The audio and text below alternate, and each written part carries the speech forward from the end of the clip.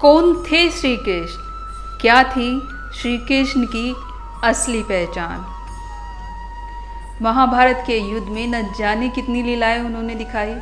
महाभारत शुरू होने से पहले उनका जन्म ही शुरू हुआ था लीलाओं से।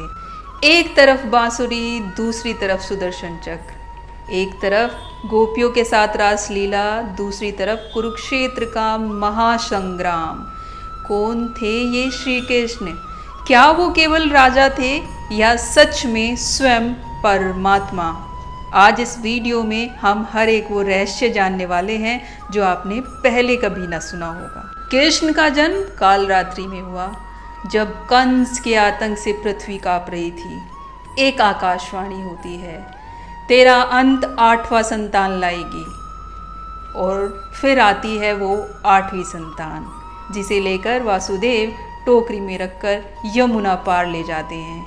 एक बालक जिसने जन्म के साथ ही दुष्टता के विरुद्ध युद्ध का संकेत दे दिया था, वो था कृष्ण। लोग कहते हैं कृष्ण ने माखन चुराया, रास रचाया, लेकिन इसी छोटे से बालक ने कालिया नाग को परास्त किया, पूतना का वध किया, गोवर्धन पर्वत उठाकर प्रकृति और धर्म की रक्षा का संदेश दिया।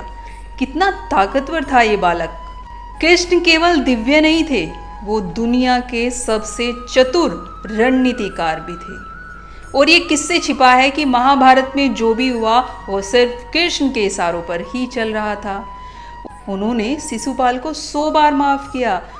फिर जब धर्म पर आँच आई और शिशुपाल 100 बार में भी नहीं माना तो उन्होंने चक्र भी चलाया और उसका विनाश किया।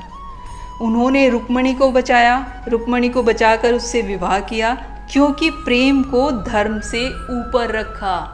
महाभारत में वो नायक नहीं, दृष्टा बने। कभी अर्जुन के साथी बने, कभी द्रौपदी के रक्षक बने, कभी शांति दूत बनकर युद्ध रोकने की कोशिश की। उन्होंने युद्ध कभी नहीं चाहा था, लेकिन अधर्म को भी वो स्वीकार नहीं करना चाहते थे। इसीलिए उन्होंने अधर्म की इस लड़ाई में अर्जुन का और पांडवों का पूरा साथ दिया। गीता में उन्होंने कहा, जब जब धर्म की हानि होगी तब तब मैं अवतार लूँगा। उन्होंने न केवल युद्ध का मार्ग दिखाया, बल्कि आत्मा, कर्म और मोक्ष का विज्ञान भी बताया। अगर महाभारत का युद्ध ना होता तो गीता सामने ना आती, और गीता सामने ना आती तो जीवन जीने का तरीका इंसान ना सीख पाता।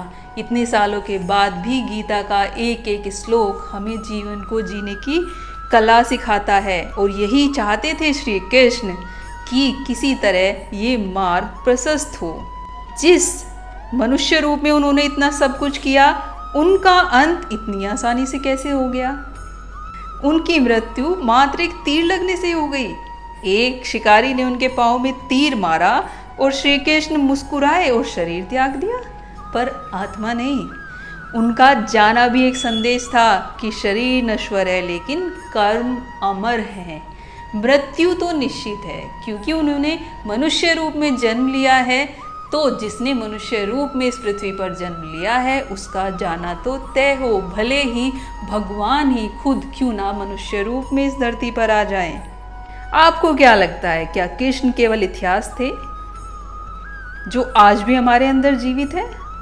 अगर आपने कृष्ण को केवल कथा में सुना है तो आज से उन्हें अपने विचारों में उतारिए। कमेंट करके बताइए आपके लिए श्री कृष्ण कौन है। अगर इस वीडियो से आपका दृष्टिकोण बदला है तो हमारे चैनल को सब्सक्राइब करना ना भूलें, और ऐसी ही और वीडियो के लिए वैदिक वाइब्स को सब्सक्राइब करना ना भूलें। मिलते हैं नेक्स्ट वीडियो में, तब तक के लिए राधे राधे।